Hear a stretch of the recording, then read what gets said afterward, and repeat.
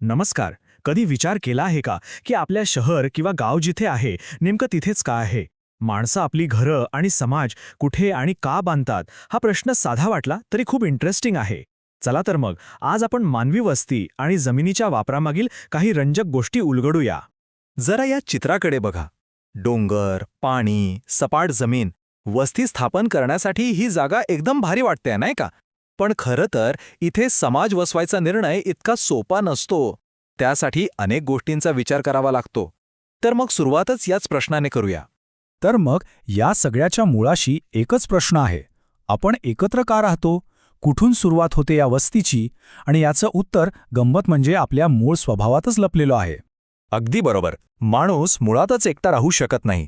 आपल्याला एकमेकांच्या आधाराची, सोबतीची गरज असते आणि ह्याच सामाजिक गरजेतून वस्त्यांची पहिली वीट रचली जाते.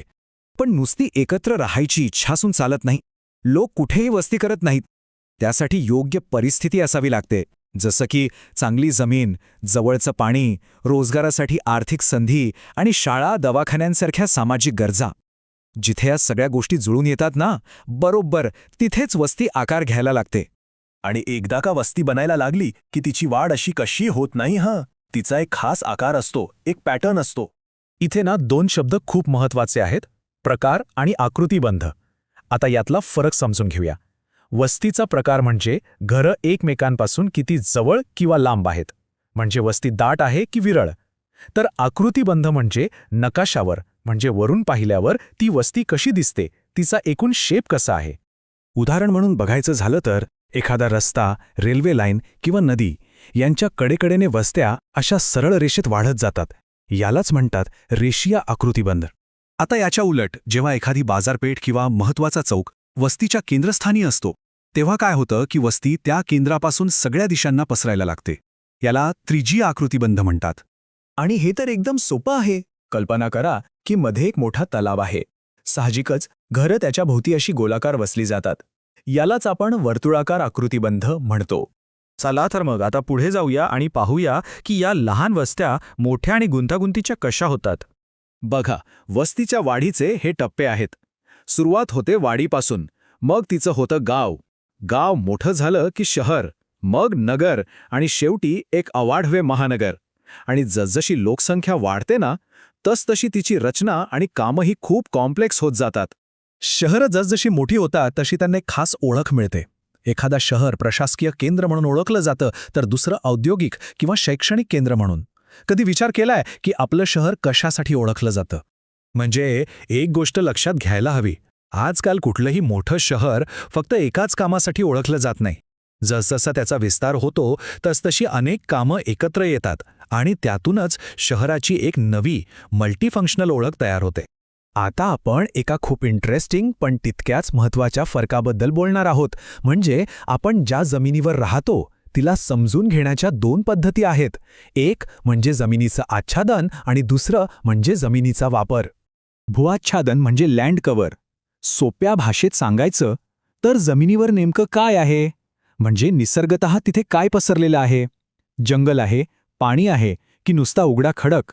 ही झाली तिची फिजिकल ओळख.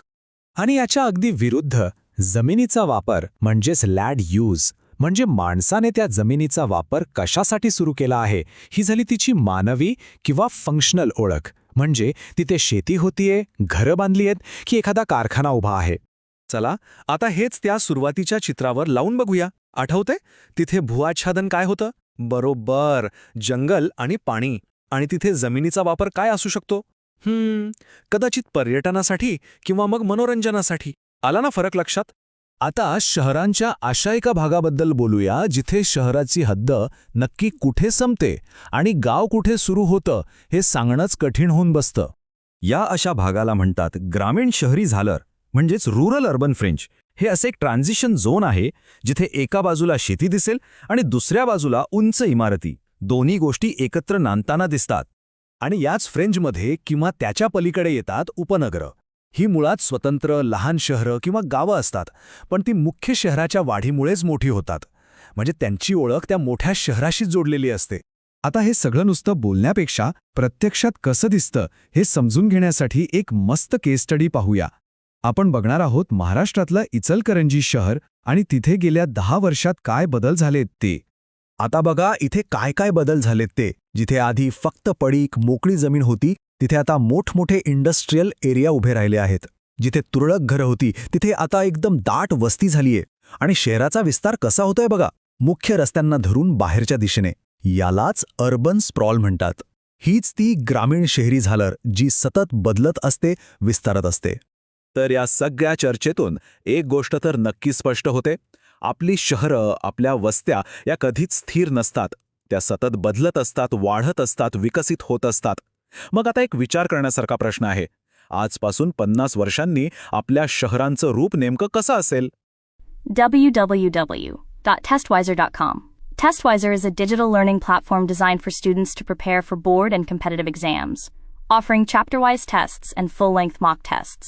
Study material like video, PDF notes, DPP, MCQ, theory, and most important, Maharashtra engineering admission counseling across multiple domains.